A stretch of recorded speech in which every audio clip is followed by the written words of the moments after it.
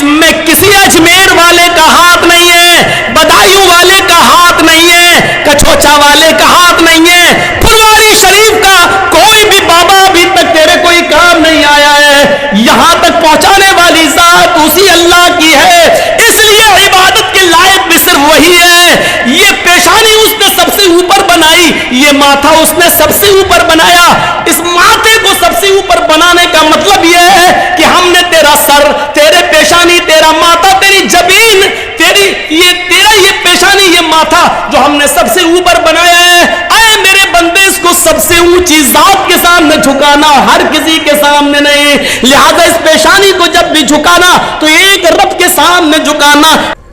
میاں اور بیوی ملے، حمل ٹھہرا، پانی کے اس قطرے سے پھر علقہ بنا، پھر مضغہ بنا، جمع ہوا خون بنا، پھر گوشت کا لوتھڑا بنا، پھر گوشت کے لوتھڑے میں ہڈی بنی، پھر ان ہڈیوں کے اندر گوشت ڈالا گیا، پھر انگلیاں بنی، پور بنے، تھڑکنے والا دل بنا، گھٹنا بنائے، پنجے بنے، انگلیاں بنی، ناخون بنے، دماغ بنا، اور اس دماغ میں ہزاروں تاروں کا کنیکشن ڈالا، دو دو چمکتے ہوئے ٹیوب لائٹ آنکھوں کی شکل میں دی،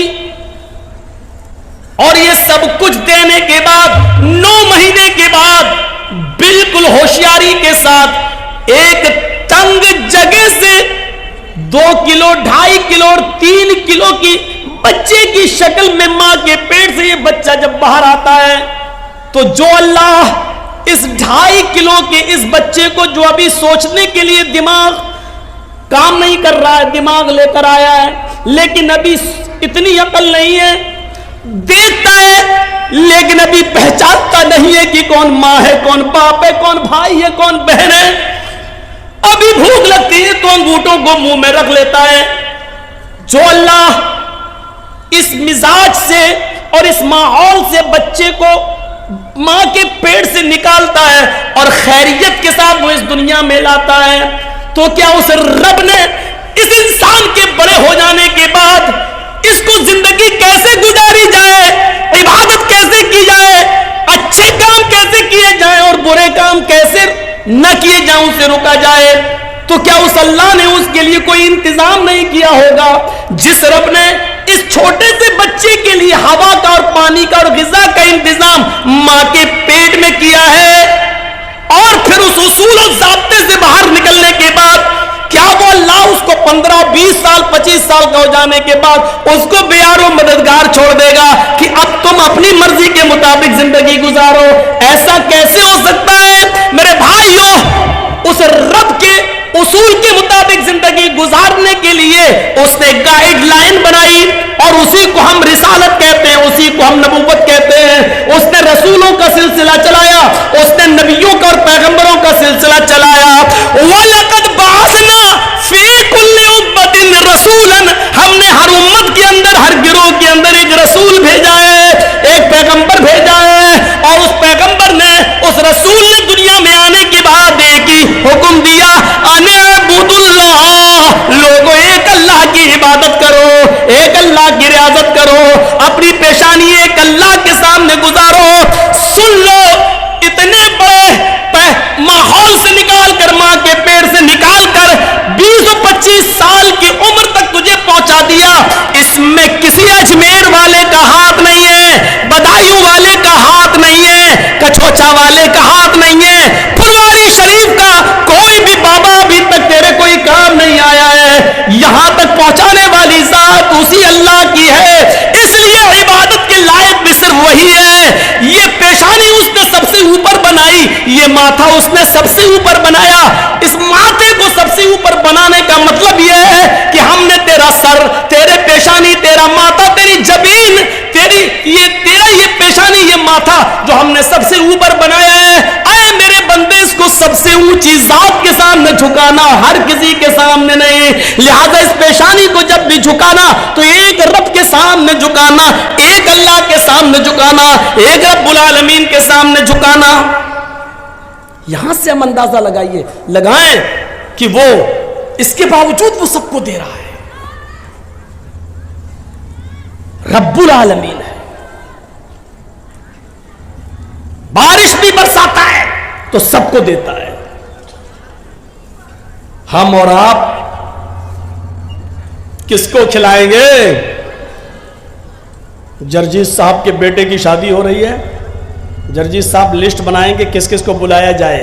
جو ہمارے ہمدرد ہیں, ہمارے رشتہ دار ہیں, لسٹ میں نام لکھیں گے, اور جو ہمارا विरोधी ہے اس کا نام سب سے پہلے کاٹ دیں گے, ہٹ وہ نہیں آئے گا.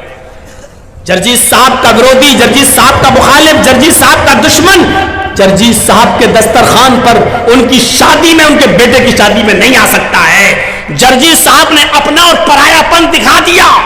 یہ دکھا دیا کہ جرجیت صاحب کے دسترخوان پر جرجیت کے دوست ہی آ سکتے ہیں, اس کے رشتہ دار ہی آ سکتے ہیں, دوسرا نہیں. لیکن اس رب کی ربوبیت کو دیکھو, اس اللہ کی الوہیت کو دیکھو, اور اس اللہ کی, اس رب کی ربوبیت کو دیکھو. اس نے جو اناج پیدا کیا ہے, اس اناج کو ہندو بھی کھا سکتا ہے, مسلمان بھی کھا سکتا ہے, اس کو سکھ اور عیسائی بھی کھا سکتا ہے, اور پارسی بھی کھا سکتا ہے. دنیا میں اس نے جتنے لوگوں کو پیدا کیا سب اس سے فائدہ اٹھا سکتے ہیں. غور کرو, جو اس نے کھانا موسیٰ علیہ السلام کو دیا تو فرعون کو بھی اس نے بھوکا نہیں سونے دیا.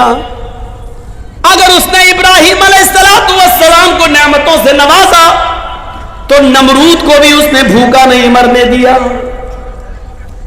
محمد رسول اللہ صلی اللہ علیہ وسلم پر اگر غذائیں اتاری ہیں تو نبی کے دشمن ابو جہل اور ابو لہب کو بھی اس نے بھوکا نہیں سلایا ہے. کبھی ہم نے غور کیا اللہ رب العالمین کے رب کی ربوبیت پر؟ ہمیں بہت جلدی یہ آیا تھا, یہ میرا ہے, یہ فلاں کا, یہ میرا دشمن ہے, ہم اس کو نہیں بلائیں گے. لیکن ذرا تصور کرو, ایک بار حضرت ابراہیم علیہ السلام کسی مہمان کو ڈھونڈ رہے تھے. یہ ابراہیم علیہ السلام کا ایک معمول تھا, وہ کبھی کھانا اکیلے نہیں کھاتے تھے. وہ کھانا کبھی اکیلے نہیں کھاتے تھے, کسی نہ کسی کو پکڑ کر لاتے تھے اور اپنے دسترخوان پہ بٹھا کے اس کو کھانا کھلاتے تھے. ایک دن کوئی نہیں ملا تو ایک مجوسی سمجھتے ہیں, آگ کا پجاری, آگ کی عبادت کرنے والا, پارسی سمجھ لو, پارسی, آگ کو اپنا خدا ماننے والا, آگ کی عبادت کرنے والا مجوسی. وہ بوڑھا کہیں جا رہا تھا تو کہا بابا بھوکے ہو؟ کہا ہاں, چلو کھانا کھا لو. بہت اچھا, آگے بیٹھا دسترخوان پر. ابراہیم علیہ السلام نے کھانا لگا دیا. اس بوڑھے نے جیسی کھانے کا لقمہ اٹھایا اور منہ تک لے جانا چاہا, اس نے نام لیا بسم النار, شروع کرتا ہوں آگ کے نام سے. آگ ہی کو وہ اپنا رب مانتا تھا, آگ کو ہی وہ اپنا معبود سمجھتا تھا. تو اس نے کیا کہا, بسم النار, میں شروع کرتا ہوں آگ کے نام سے. ابراہیم علیہ السلام نے ہاتھ پکڑا, اے بڈھے رکھ کھانا رکھ. اس نے رکھ دیا. کیا ہوا؟ کہا کہ بسم اللہ بولو. کہو کہ شروع کرتا ہوں اللہ کے نام سے. بڈھا بولا بھیا میں یہ تو نہیں بولوں گا, میرا خدا تو آگ ہے, میں تو آگ کے ہی نام سے کھاؤں گا.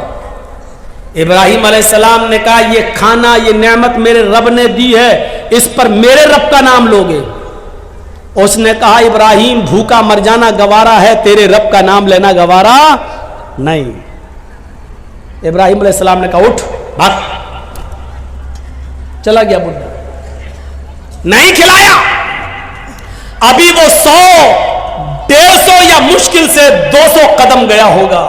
اللہ نے جبرائیل کو بھیجا اور کہا جبرائیل ابراہیم سے کہو اس بڈھے کو بلا کر لاؤ اور دسترخوان پہ کھانا کھلاؤ. کھانا رب نے دیا ہے, تم نے نہیں.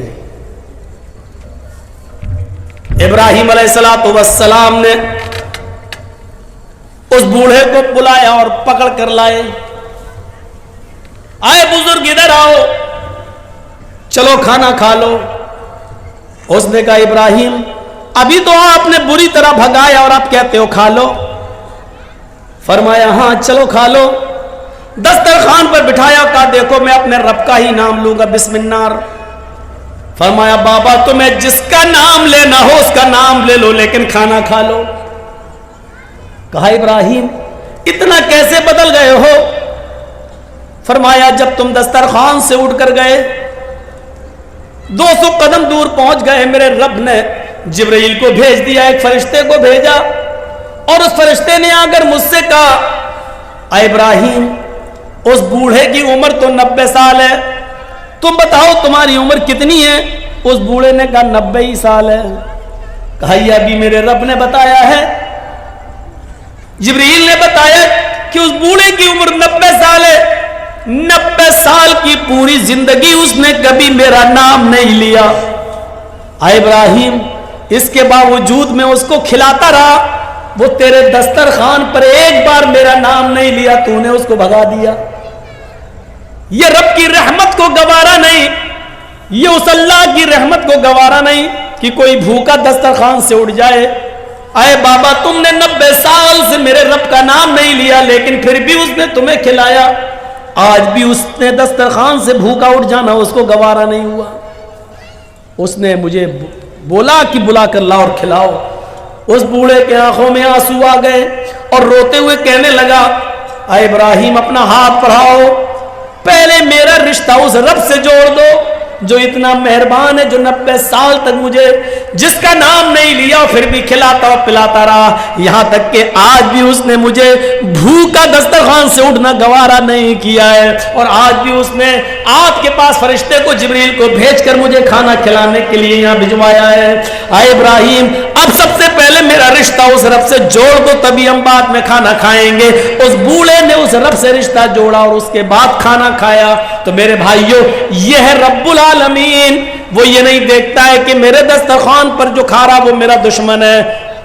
यकीन मानिए अगर अल्लाह ये समझने लगे कि ये मेरा दुश्मन है तो यकीन मानिए फिर किसी काफिर को एक घूंट पानी भी पीने का मौका न दे।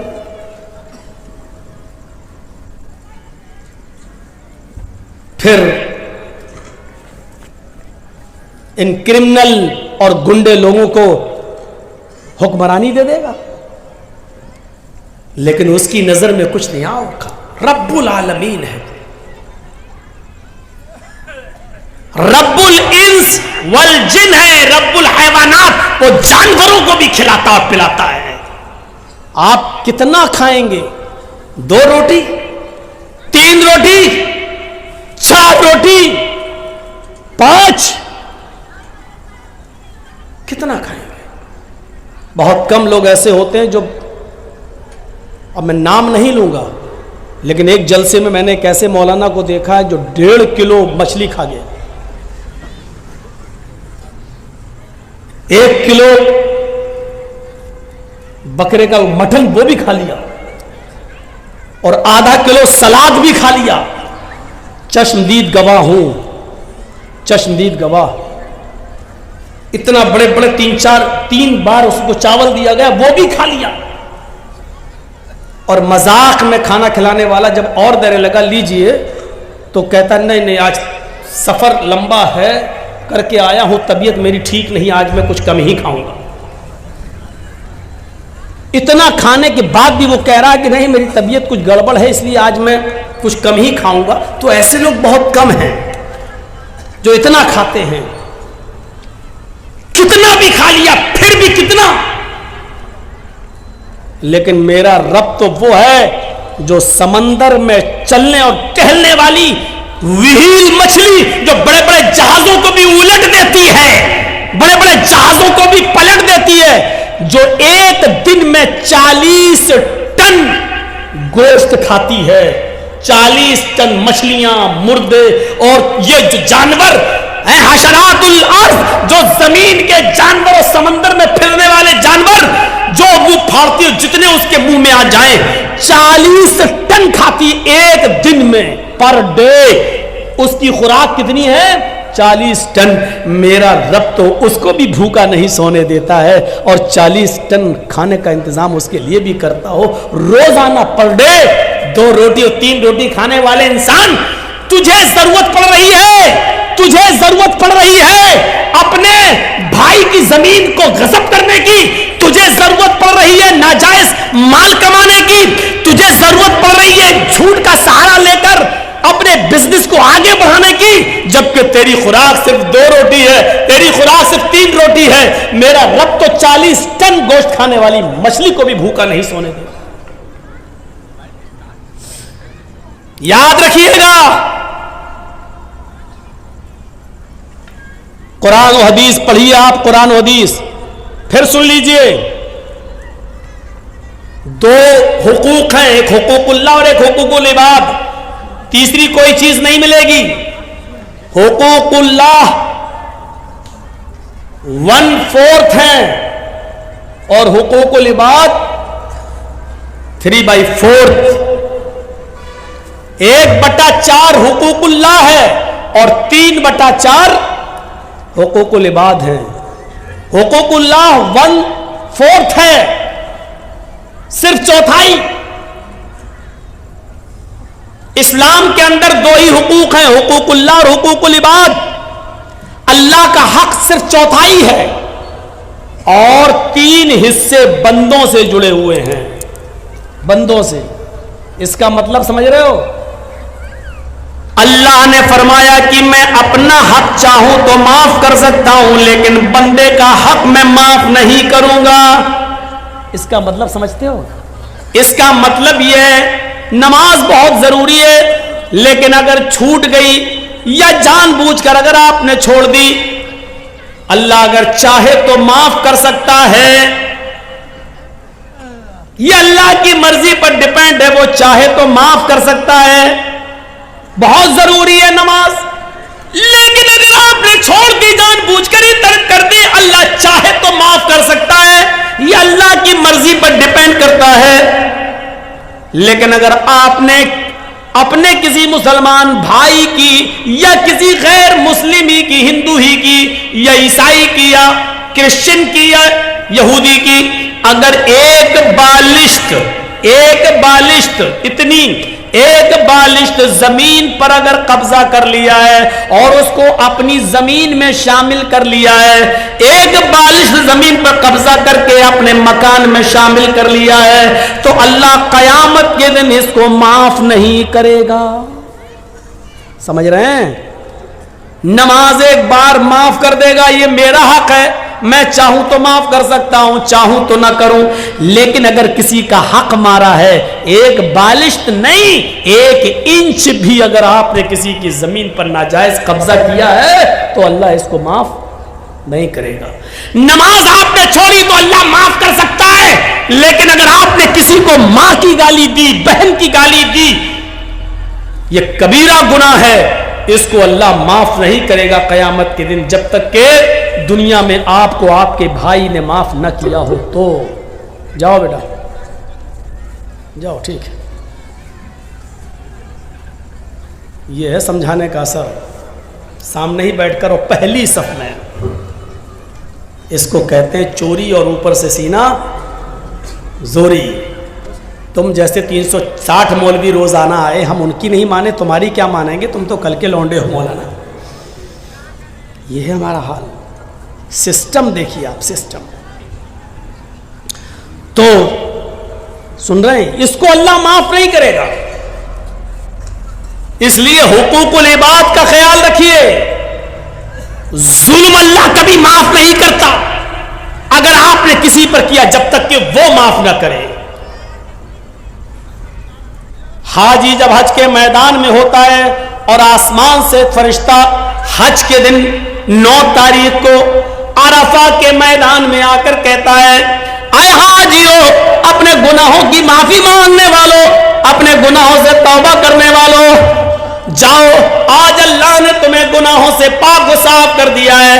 آج تم گناہوں سے ایسے ہی پاک ہو جیسے دھوبی کی بھٹی میں کپڑے کا میل کچیل صاف ہو جاتا ہے، جیسے کوئی بچہ اپنی ماں کے پیٹ سے پیدا ہونے کے بعد گناہوں سے پاک و صاف ہوتا ہے، جیسے وہ گناہوں سے بالکل پاک و صاف ہوتا ہے، ایسی اللہ نے تمہارے سارے گناہوں کو مٹا دیا، سارے گناہوں کو سے تمہیں پاک کر دیا۔ اے حاجیو، اپنے ملک میں جانے کے بعد बस्ती में जाने के बाद फिर से तुम अपने आप को सयाह मत कर लेना। जाओ, आज तुम्हारे ऊपर से गुनाह मिटा दिए गए हैं और तुम्हें पैदा होने वाले बच्चे की तरह कर दिया गया है, उस कपड़े की तरह कर दिया गया है जिसको धोबी की भट्टी में जाने के बाद उसका मैल और कुचैल साफ हो जाता है, गंदगी साफ हो जाती है। तुम्हें कपड़े की तरह धुल दिया और साफ कर दिया है।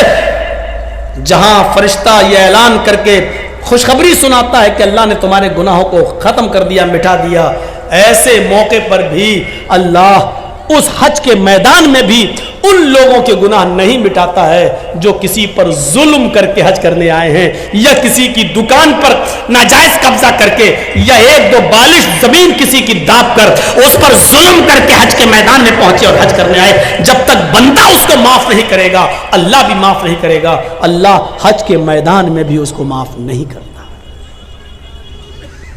अपना हक माफ कर सकता है अल्लाह, लेकिन अगर आपने अल्लाह के बंदे का हक मारा है तो जर्जी साहब अपना हक माफ कर सकते हैं।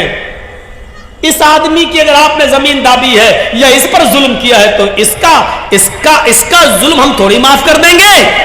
आपने जुल्म उसके ऊपर किया है, ये उसका हक है, वो चाहे तो माफ करे चाहे तो ना करे।